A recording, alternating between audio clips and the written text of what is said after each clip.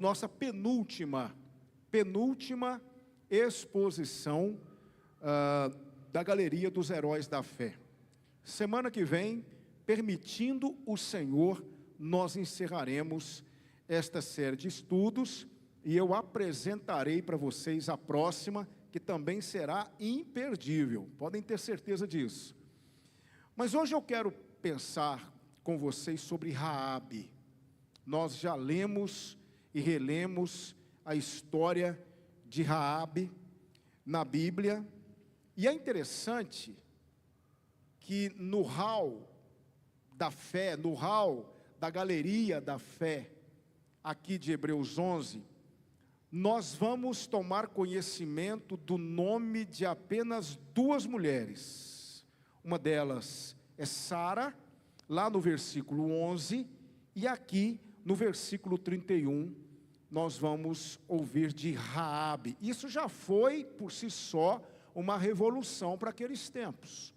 Porque, como eu disse para vocês em exposições passadas, a vida das mulheres naqueles tempos não era fácil. As mulheres eram vitimadas por uma sociedade extremamente voltada para os interesses do homem. Então as mulheres não eram contadas nas reuniões solenes, as mulheres não eram respeitadas, elas não tinham direitos, eram totalmente subservientes, dependentes de seus maridos, de seus filhos. Quando o escritor aos Hebreus registra o nome de duas delas, isso foi uma revolução. E isso mostra que, ao contrário do que o feminismo diz, a Bíblia, ela valoriza, respeita e coloca a mulher no seu lugar de direito. A Bíblia é o livro que dá dignidade às mulheres, já naqueles tempos e ao longo de toda a história. E aqui está mais um exemplo disso.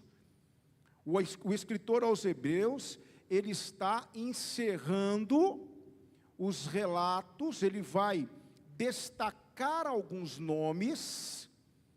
Dentre esses nomes, ele faz questão de citar o nome de Raabe, porque as atitudes de Raabe foram atitudes movidas por sua fé. Raabe foi uma mulher de fé. Por quê? Irmãos, quando Moisés morreu, está lá em Josué capítulo 1, Deus chama Josué, e ele diz: Moisés, meu servo, é morto, agora a função de introduzir os filhos de Israel na terra prometida, essa função é sua. Deus estava comissionando Josué para que ele ocupasse o lugar de Moisés e cumprisse a promessa feita pelo Senhor a Abraão muitos séculos antes. E para que essa conquista pudesse ser efetivada, empreendimentos militares foram realizados. Lembremos-nos de que a terra estava dominada pelos cananeus. Então eles precisavam ser expulsos da terra. Deus não fez isso. Deus entregou essa responsabilidade para os filhos de Israel. A terra era do Senhor, obviamente, como tudo pertence a Ele, mas a função, a missão de expulsar os cananeus da terra cabia a Israel. E para isso eles precisavam de um general, e esse general era Josué. Josué, como um bom estrategista, o que é que ele faz?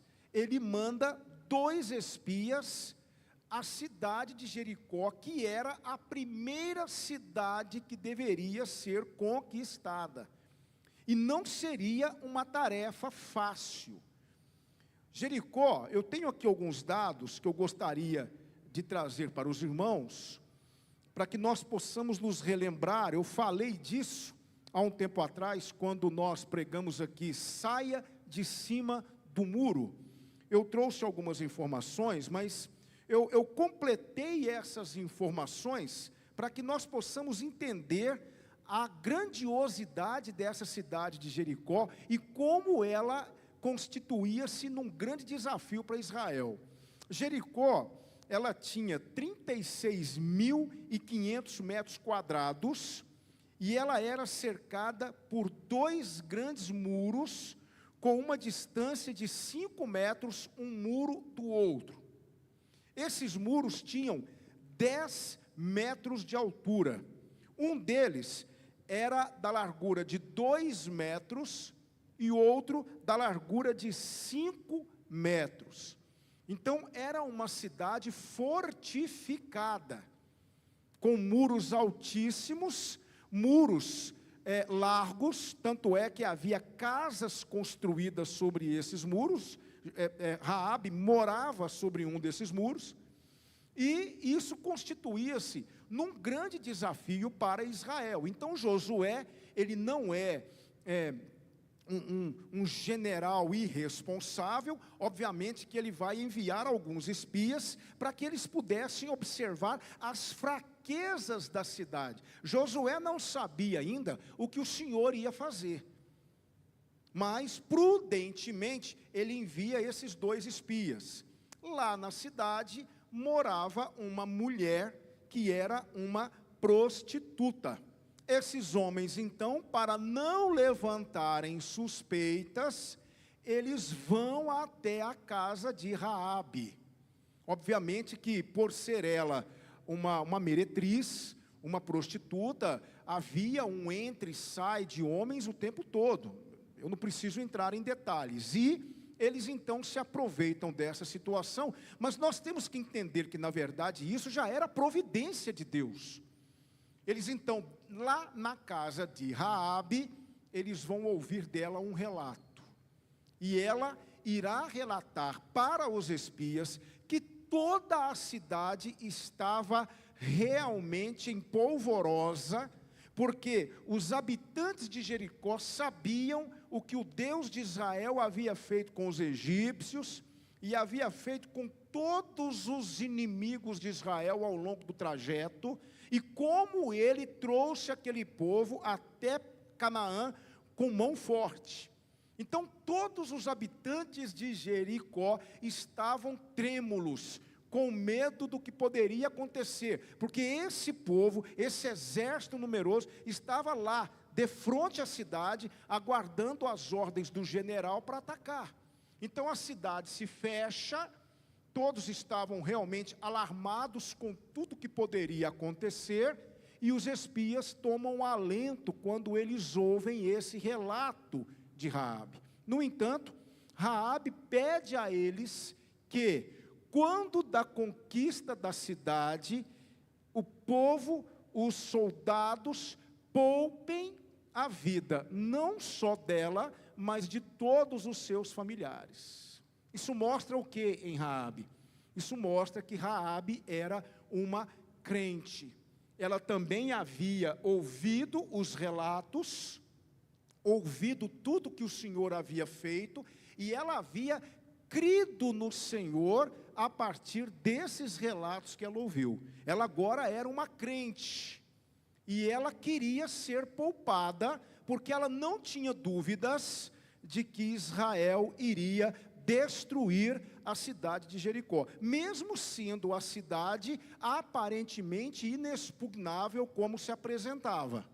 Então ela foi movida pela fé, ela creu que tudo aconteceria. Se o Deus de Israel foi capaz de fazer tudo aquilo que ele fez de fato, e que chegou até os habitantes de Jericó, obviamente que 2 muros de 10 metros de altura não seriam páreo para o poder desse Deus. Então ele está dizendo o seguinte: olha, eu creio, eu entendo que essa cidade será tomada por vocês, não há dúvidas de que o Deus de vocês entregará toda essa cidade nas mãos de vocês, então eu quero que vocês me deem uma salvaguarda.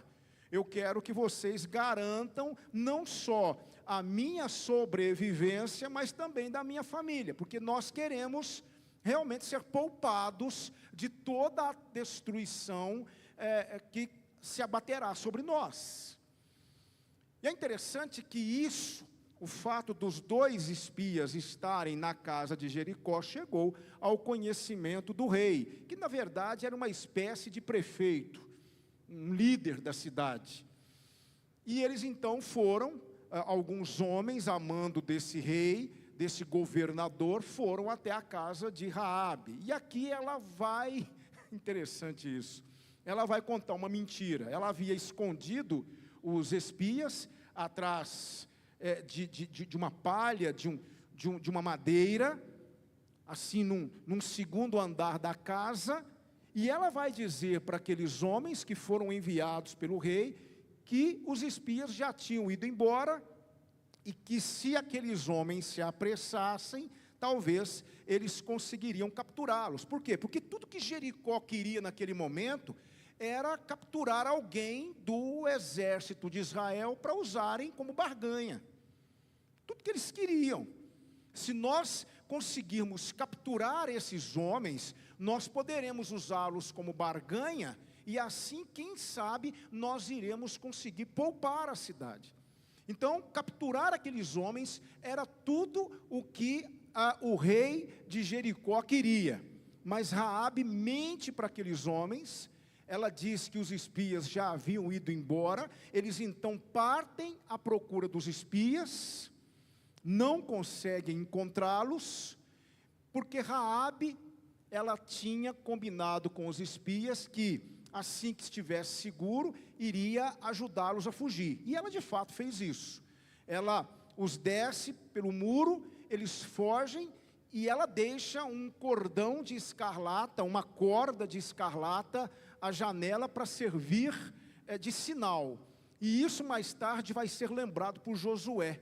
Josué vai dar a ordem para que os soldados, eles adentrem Jericó, mas poupem a vida de Raabe com toda a sua família, porque ela auxiliou os espias na fuga, e consequentemente, nós vamos ver isso lá nas aplicações, ela fez com que todo o empreendimento de Josué, e todo aquele empreendimento militar que aconteceria, obtivesse êxito, como realmente aconteceu.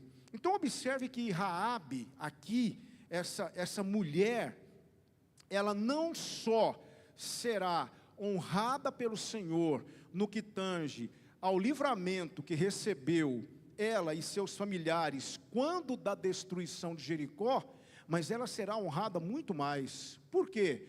Porque ela será contada na genealogia de Jesus Cristo. Lá em Mateus capítulo 1, versículo 5, Raabe é citada na genealogia do nosso Salvador. Irmãos, irmãs, se alguém disser para vocês que não havia graça no Antigo Testamento, discordem, não aceitem, porque a salvação de Raabe e a salvação de toda a sua família foi um produto da graça de Deus.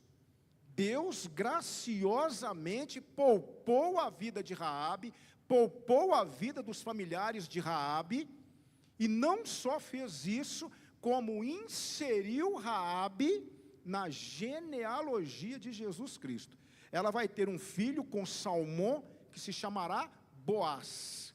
Boaz se casará com Ruth e dará à luz Obed. Obed será o pai de Jessé, e Jessé será o pai de Davi, que dará origem à linhagem, a uma dinastia real que culminará na pessoa bendita de Jesus Cristo. Tiago também, Tiago, o escritor da carta, Tiago, ele vai falar de Raabe lá no capítulo 2, e ele vai usá-la como um exemplo da fé prática. Ele está falando de obras, ele está falando que a fé precisa ser evidenciada pelas obras, e ele vai usar Raabe como um exemplo disso. Então observe só, queridos irmãos, que não é de somenos importância que Raabe esteja na galeria da fé de Hebreus 11, porque foi uma mulher movida por sua fé, ainda que não uma fé perfeita. Ela cometeu falhas. Quando ela mente, por exemplo, ela cometeu uma falha. ela pecou, porque a palavra de Deus é categórica em dizer que a mentira é pecado. Deus, ele não aceita mentira. Mas cá entre nós, nós estamos falando de quem? De uma mulher que estava dando os seus primeiros passos na fé. Como ela agora vai caminhar com o povo de Israel, ela tomará conhecimento da lei de Deus e com certeza ela entenderá que determinadas práticas desagradavam o Senhor. Então eu fiz esse pequeno relato para que nós possamos, irmãos, aprender algumas coisas muito importantes com Raabe, e eu já parto imediatamente para as aplicações desse versículo 31 de Hebreus. Ele vai nos ensinar algumas coisas muito importantes. A primeira coisa que eu aprendo aqui com Raabe é que a graça de Deus não é estereotipada. O que isso significa? Significa, irmãos, que eu e você estamos muitas vezes equivocados com o conceito que temos de graça. Às vezes nós estereotipamos a graça. E nós, muitas vezes, falamos abertamente coisas do tipo: aquele ali não tem jeito.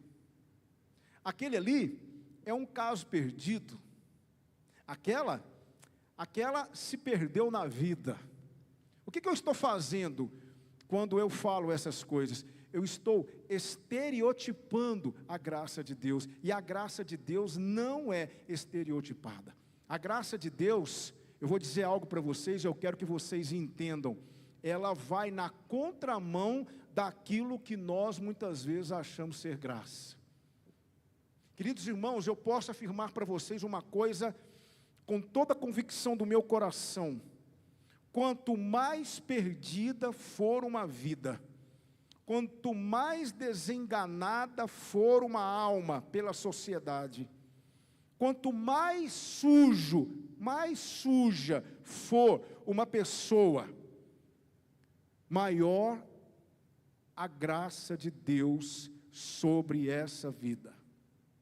Ali está um alvo da graça de Deus. É por isso que a igreja, e eu quero que nós entendamos isso, a igreja precisa estar nos locais mais difíceis, mais improváveis, mais supostamente inacessíveis que nós conhecemos. Se tem um lugar onde a igreja de Cristo precisa estar, é onde estão as Raabes. É onde estão as Raabes. Me lembro, pastor Rogério, de uma vez que nós estávamos lá no Carrapateiro, tínhamos um trabalho muito bom lá, e eu me lembro de uma vez que nós estávamos no meio dos usuários de drogas, eles fumando o crack deles, e eu, mais uns 4, 5 irmãos ali no meio deles, tocando violão, orando por eles, pregando para eles. E de repente chegou um rapaz, muito bem vestido, e bateu nas minhas costas, assim no meu ombro. Eu olhei para trás e eu vi um moço bem vestido, tênis de marca, fone de ouvido, conversando comigo, e ele disse assim: você que é o pastor? E eu disse: sim, sou eu mesmo. Ele disse assim: posso dizer uma coisa para você? Eu realmente valorizo o que vocês fazem aqui, porque a maioria das pessoas que vêm aqui, elas ficam lá longe, elas não têm coragem de entrar no meio deles. Há algum tipo de repulsa por parte delas, e eles não querem, o grupo que vem prefere ficar lá longe, e são as pessoas que aqui estão que precisam ir até eles, mas vocês não, vocês fazem algo diferente. Eu estou contando isso para vocês, não é para que vocês nos elogiem, não. Toda glória, toda honra seja do Senhor, mas nós íamos lá onde eles estavam, nós íamos lá onde estavam os usuários, porque é lá que nós precisávamos estar. E ele então disse o seguinte: a maioria das pessoas que vêm aqui ficam lá longe, elas não têm coragem de se aproximar. Eu dou muito valor no que vocês fazem. Eu quero dizer uma coisa para vocês: vocês podem entrar aqui onde vocês quiserem, vocês podem pregar para quem vocês quiserem, e ai daqueles que desrespeitarem vocês. Se eu ficar sabendo, eu vou tomar uma atitude. O senhor só não pode ir ali. E apontou o dedo para mim. Aí eu já entendi o porquê. Então eu olhei para aquele moço e disse: e você? E você, bem vestido? Quem é você? Ele então disse o nome dele. Eu não vou reproduzir aqui o nome dele. Ele disse o nome e eu fiquei sabendo depois que ele era uma das pessoas responsáveis por aquele ponto, por aquele local. Então a igreja, ela precisa estar onde estão as Raabes. Nós não podemos ter medo de estar onde as Raabes estão. E eu garanto uma coisa para vocês: é muito fácil às vezes estarmos aqui dentro, mas a obra, a graça de Deus, ela se manifesta principalmente na vida daqueles por quem nós simplesmente nada damos. Aquelas pessoas que olhamos e, infelizmente, já automaticamente pensamos: esse aí não tem jeito, esse aí, sinceramente, não tem futuro, essa pessoa, sinceramente, ela não conseguirá ser nada na vida, pois são essas pessoas que nos surpreendem muitas vezes. Sabe por quê? Porque a graça de Deus encontra essas pessoas, muda a configuração delas e faz com que elas se tornem, às vezes, muito maiores do que nós. Então a igreja precisa estar nos lugares escuros, nos lugares difíceis. Nós temos um ministério de evangelismo aqui na igreja que tem crescido, graças a Deus. Muitos estão aderindo, muitos estão sendo adicionados, pessoas pedindo para participarem. Amanhã, dia 1º de março, estaremos lá no Centro Socioeducativo, pregando a palavra de Deus lá. Já temos uma casa para iniciarmos um estudo bíblico no bairro São Roque, numa região ali bem complicada, e que Deus permita, que Deus abra as portas de locais difíceis, para que nós possamos mostrar a graça de Deus para todas as Raabes que Ele colocar diante de nós. Por isso, queridos irmãos, quando Deus colocar alguém desenganado diante de você, lembre-se de Raabe. Improvável. Quem diria que aquela mulher, aquela meretriz, cria em Deus? Quem diria que ela faria o que fez? Que ela seria usada como foi? Eu tenho orado pedindo a Deus que abra portas para nós, para que nós possamos pregar o Evangelho e a graça de Deus se manifestar em muitas vidas que são, às vezes, desenganadas pela sociedade. Que Deus use a sua igreja. Há uma frase de Steven Lawson, que diz assim: o inferno é cheio de pessoas religiosas, sinceras, nunca nascidas de novo. O céu é cheio de pessoas imorais, que se arrependeram e creram em Cristo. Nós precisamos, irmãos, imitar o nosso mestre, que foi amigo de publicanos e pecadores, e não se envergonhava de ter uma ex-prostituta em sua árvore genealógica. Então a graça de Deus não é estereotipada. A graça de Deus, ela muitas vezes ela vai na contramão daquilo que nós estabelecemos. A graça de Deus é capaz de pegar o mais vil pecador, o mais desenganado, o mais improvável, e transformá-la num vaso de bênçãos para a glória de Deus. Essa é a graça de Deus. Então, quando eu olho para Raabe, eu aprendo isso. A graça de Deus não é estereotipada.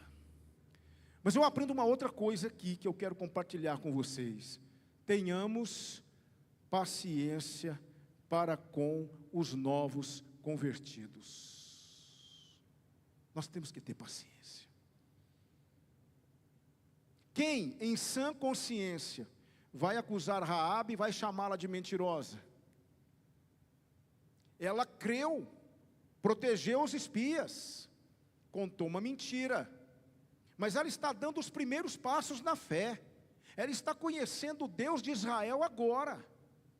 E nós precisamos, irmãos, entender o nosso papel como crentes maduros que somos, principalmente para com aqueles que se achegam a nós.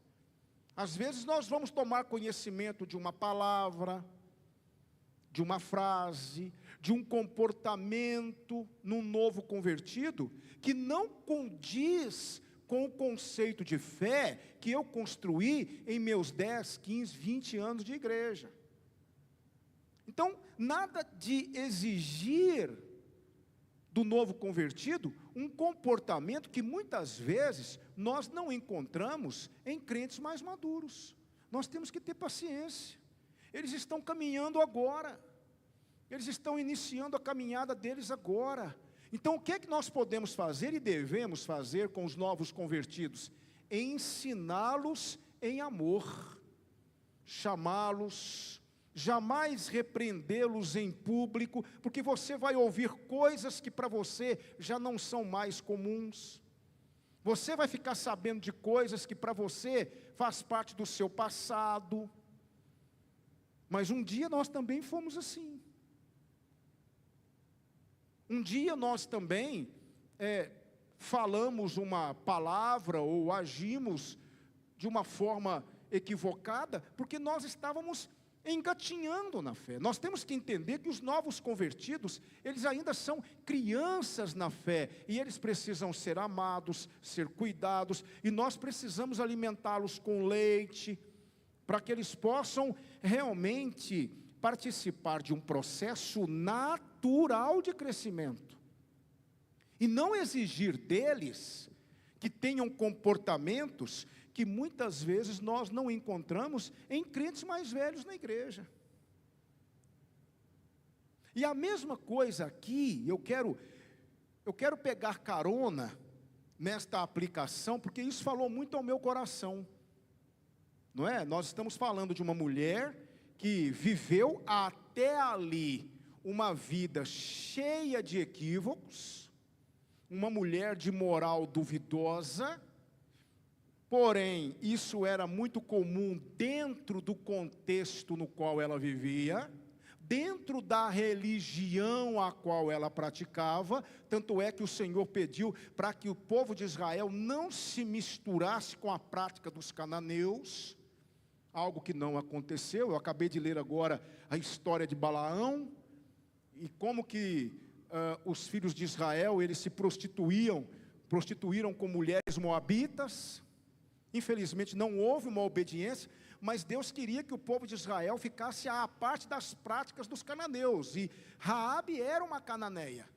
Então essa vida que ela vivia, somada, não é, a sua religiosidade, ao seu paganismo, para ela era algo absolutamente normal. Mas quando ela ouve os relatos de tudo aquilo que o Deus dos hebreus, que o Deus do povo de Israel havia feito, e isso chega em Jericó, e ela percebe os grandes feitos do Senhor, ela se converte. E ela então pega aqueles homens, esconde no eirado de sua casa, mente. Olha só, ela mentiu, dizendo que eles já tinham ido embora. Ok, ela errou, mas é interessante que Josué não chama a atenção dela. Você não vê uma repreensão por parte do Senhor. Por quê? Porque ela estava começando a sua caminhada. Nós precisamos, irmãos, cuidar dos nossos irmãos mais novos na fé com amor. Entender uma fala, entender um procedimento, orientá-los, amá-los, e devemos também ter paciência, muita paciência, com aqueles que ainda não têm maturidade na vida espiritual. São os mais fracos na fé. A palavra de Deus chama-os de mais fracos na fé. Isso aconteceu lá em Corinto. O que estava acontecendo em Corinto? E isso deu muita dor de cabeça para o apóstolo Paulo. O que aconteceu lá? Aconteceu que havia muitos crentes na igreja em Corinto que tinha amigos, muitos amigos incrédulos. que sacrificavam aos ídolos e depois comiam aquelas carnes dos animais que eram sacrificados aos ídolos. Muitos desses, que eram membros da igreja, não achavam que ir até os banquetes, se assentar com aqueles pagãos e comer aquela carne que havia sido sacrificada aos ídolos era problema. Eles não viam problema nisso, porque eles sabiam que o ídolo não era absolutamente nada. Acontece que havia muitos na igreja em Corinto que vieram do paganismo, que vieram daquelas práticas, e eles estavam ficando escandalizados com isso. Paulo então chama os coríntios e diz: vocês que são mais fortes na fé, vocês que estão aí realmente achando que o ídolo nada é, e na verdade ele não é, lembrem-se de uma coisa: os pagãos, eles estão oferecendo seus sacrifícios aos demônios, e muitos dos que hoje fazem parte da igreja, participavam desse contexto. Então vocês precisam entender a fraqueza deles, eles ainda não compreendem as coisas como vocês compreendem. E aí Paulo vai dizer lá em 1 Coríntios capítulo 10, bom é não comer carne, bom é não beber vinho, nem fazer outra coisa no qual seu irmão tropece. Nós temos que ter esse cuidado, isso é igreja, irmãos. Cuidar não só dos novos convertidos, mas não servirmos de pedra de tropeço para aqueles que ainda não têm a maturidade que nós temos. Irmãos, eu nunca, eu moro num local, é claro que eu moro num apartamento hoje, isso é menos provável ainda, mas quando eu morava em casa, eu estava cercado de católicos. Eu tinha católicos, meus vizinhos todos eram católicos, pregamos para muitos deles, graças a Deus, mas nós entendíamos o seguinte, se os irmãos me permitem, nunca fizemos um churrasco na sexta-feira da paixão, porque nós sabíamos que se nós fizéssemos, embora nós fôssemos livres para fazer isso, nós iríamos escandalizar muitos dos nossos vizinhos para quem pregávamos o Evangelho, e isso poderia servir de empecilhos para eles. Eu estou falando aqui de uma outra situação, mas dentro da igreja é a mesma coisa. Nós temos irmãos advindos de outras confissões religiosas, e lá eles têm conceitos e entendimentos diferentes acerca de outras questões. Então o que nós precisamos fazer? Precisamos entender essas dificuldades deles e amá-los. E se for preciso descermos um degrau ou outro degrau, que assim o façamos, por amor a eles, entendendo que eles também amam a Jesus, porém o entendimento ainda não é o mesmo nosso. São crentes, são salvos, são irmãos que amamos, mas nós precisamos nos importar com a saúde espiritual deles.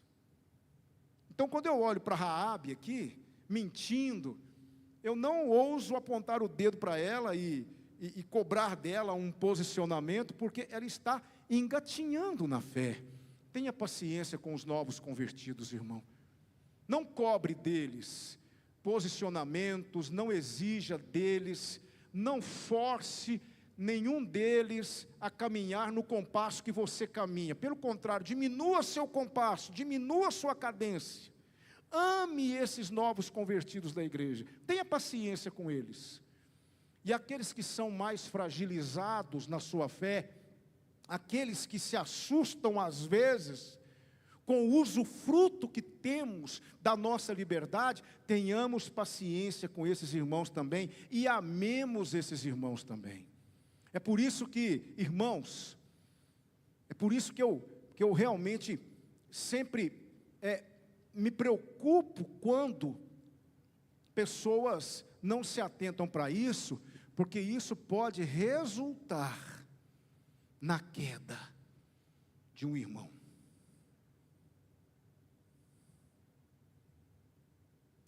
Eu me lembro de um irmão que lutou a vida inteira a vida inteira para se livrar de um vício, o alcoolismo.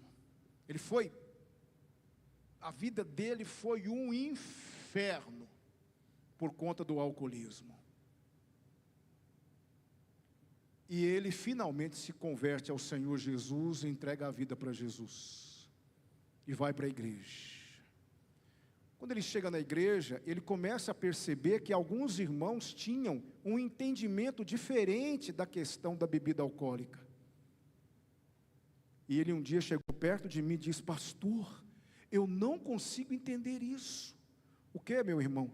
Pastor, só Deus sabe como eu lutei, como eu sofri para me ver livre do álcool. Como eu fiz minha esposa chorar. Como eu destruí a vida dos meus filhos por causa do álcool.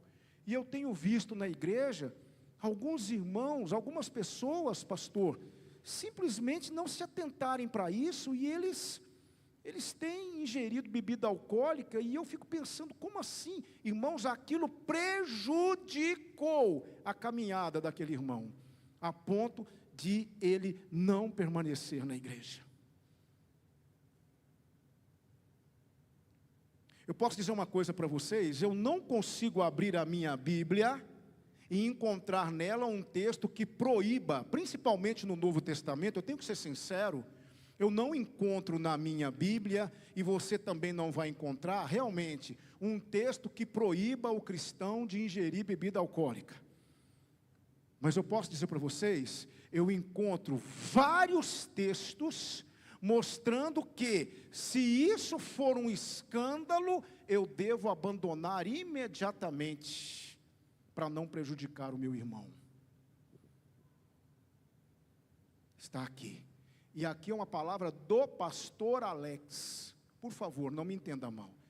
A Bíblia não proíbe, mas o amor proíbe. Se você ama seu irmão, como a palavra de Deus diz que nós devemos amar, esse amor nos proíbe certas práticas. Porque o que está em jogo é a maturidade, é o entendimento do meu irmão. Por favor, não me leve a mal, mas eu fico preocupado com essa e com outras questões, porque o amor precisa ser o sentimento predominante no nosso coração. Todas as vezes que eu penso nisso, eu me lembro desse irmão que acabou não ficando na igreja, porque ele não conseguia processar isso. Eu lutando, eu me esforçando, eu sofrendo, destruindo a vida da minha família, e algumas pessoas que se dizem cristãs, que se dizem irmãs, simplesmente lidando com isso como se nada de sério estivesse acontecendo.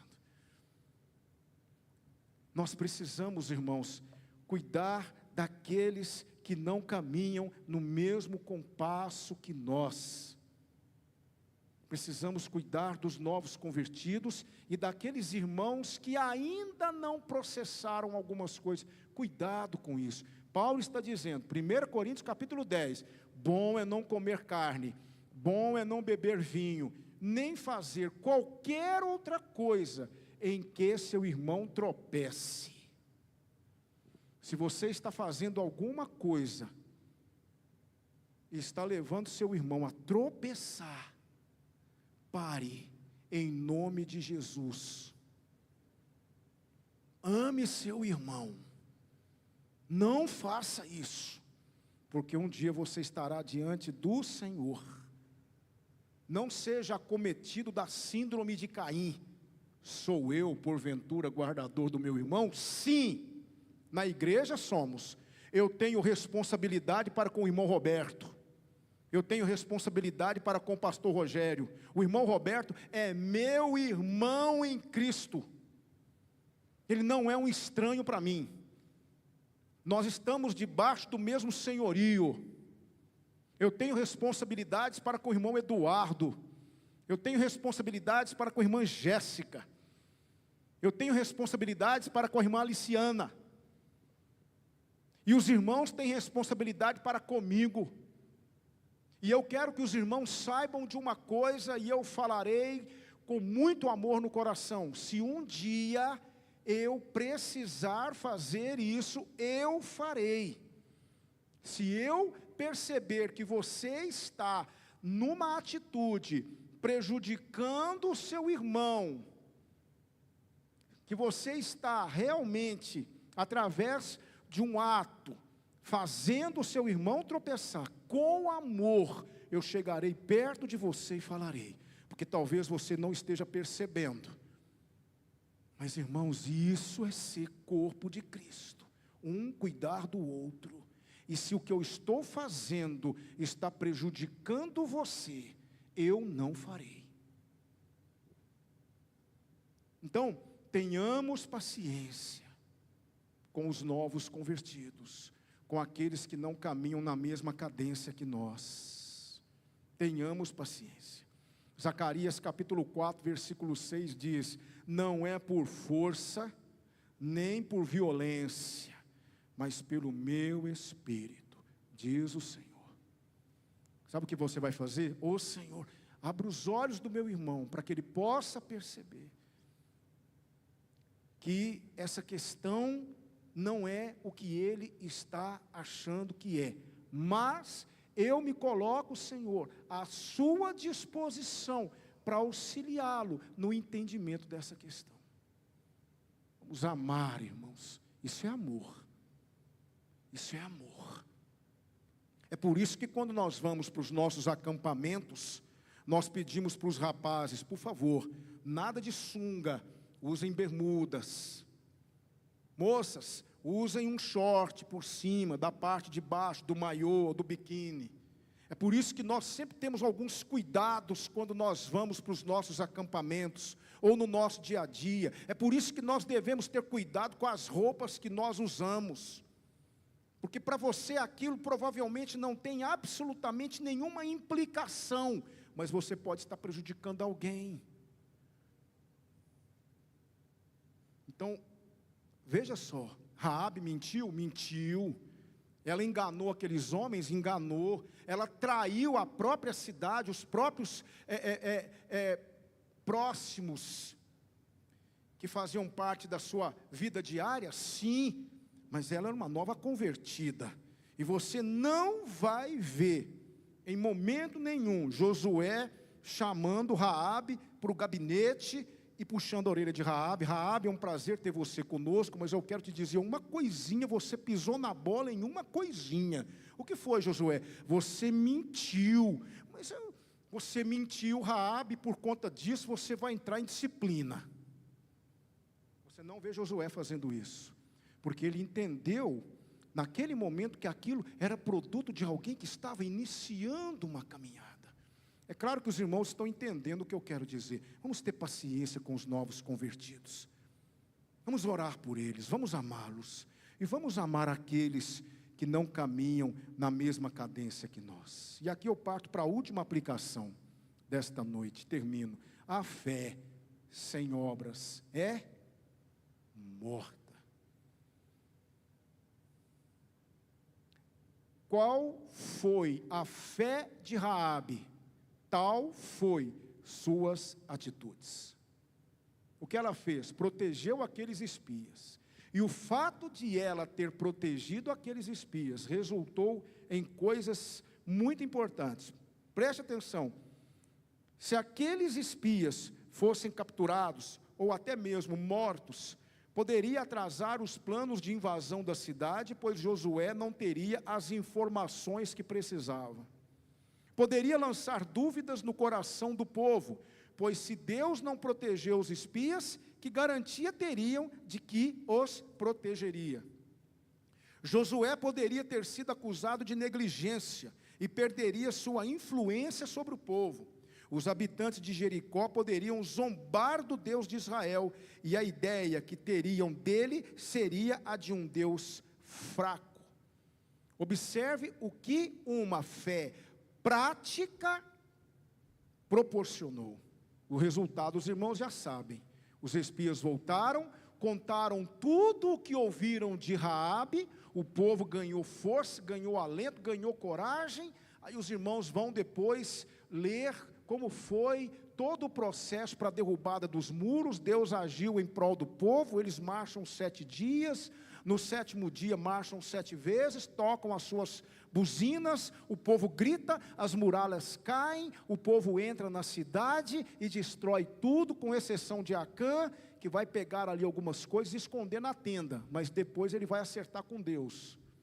E quem é que foi poupada disso? Raabe com toda a sua família, porque ela teve uma fé prática, uma fé vista através daquilo que ela fez. E aí eu termino com uma frase de Augustus Toplady. Ele diz assim: se Deus lhe conceder a fé que Paulo ensinou, logo você terá as obras que Tiago exigiu. Vamos praticar a nossa fé. Cantamos sobre fé, falamos sobre fé, pregamos sobre fé, vestimos camisas que falam de fé, colocamos adesivos nos nossos carros sobre fé, mas vivemos a nossa fé. Nossa fé é prática, ela produz frutos, ela é visível. A minha oração é que Deus tenha falado conosco nesta noite, que nós todos tenhamos sido abençoados e desafiados pela palavra do Senhor. Se você foi desafiado, eu quero que você saiba que eu também. Eu sou o primeiro a receber o puxão de orelhas, eu sou o primeiro a ser colocado contra a parede, eu sou o primeiro a ser esbofeteado pela palavra. Então, vamos corrigir o que precisa ser corrigido. Vamos aprender. Vamos mudar para a glória de Deus. Amém, irmãos? Vamos cantar? Hino 417, do cantor cristão, Brilha no Viver. Belo hino. Vamos louvar o Senhor nesse momento. Depois nós vamos orar, encerrando a nossa celebração.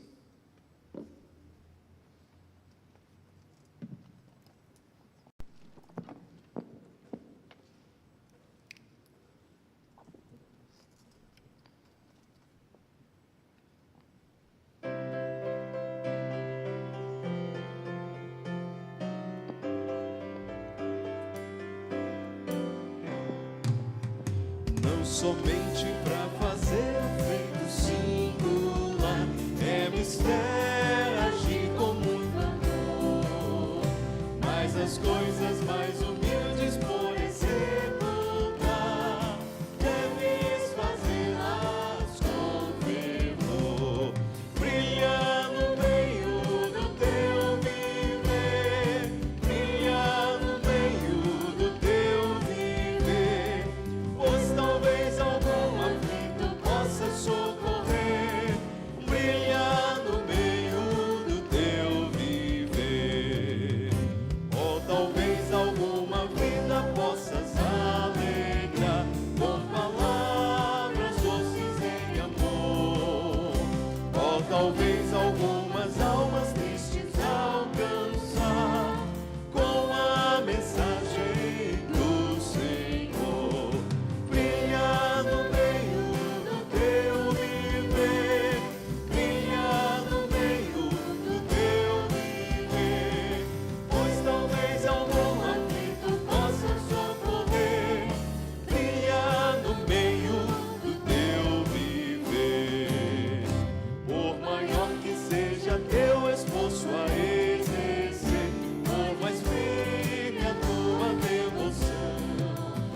Em redor quantas almas vivem sem prazer, jazem na negra escuridão. Brilha no meio do teu viver, brilha no meio do teu viver, pois talvez algum aflito possa socorrer. Brilha no meio do teu viver.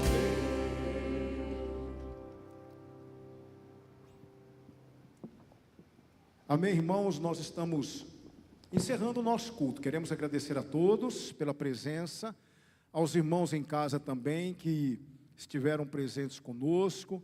Que o Senhor seja louvado por tudo. Lembrando que neste sábado teremos culto da família às 19 horas, culto da família. Contamos aqui com a presença dos irmãos nesse momento que é tão importante. Vamos meditar na palavra de Deus. E no domingo pela manhã estaremos aqui celebrando a ceia do Senhor. Também estudaremos Filipenses 1, 19 a 26, quando Paulo diz assim: para mim, o viver é Cristo e o morrer é lucro. Vamos entender por que foi que Paulo disse isso. E à noite, nós vamos estudar um dos salmos que mais mexe com o nosso coração. É o salmo da confissão de Davi, Salmo 51. Quando ele confessa o pecado cometido com Batseba, pede a Deus para tornar a dar-lhe a alegria da salvação. Eu quero convidar vocês para estarmos juntos nesse domingo, para a glória do nome do nosso Deus. Vamos orar? Pai, muito obrigado por tudo que Tu nos ensinaste nessa noite. Obrigado pelos desafios que o Senhor colocou diante de nós. Não são fáceis, nenhum deles, mas nós pedimos ao Senhor graça, para que possamos praticá-los, e possamos, em nome de Jesus, ó Deus bendito, viver de acordo com aquilo que o Senhor espera de nós. Obrigado por tudo que temos aprendido na galeria dos heróis da fé. Que o Senhor continue sendo glorificado em cada estudo. Agora, leva-nos em paz para os nossos lares, permita que tenhamos um restante de quinta-feira abençoado, ser com os nossos irmãos que estão acamados, permitindo que eles se recuperem e em breve estejam conosco para louvar o Senhor. Muito obrigado por esta noite tão maravilhosa. Nós oramos em nome de Jesus, nosso Salvador. Amém. Amém, irmãos? Aguardem então agora o pós-lúdio e nós estaremos à porta para cumprimentar os irmãos.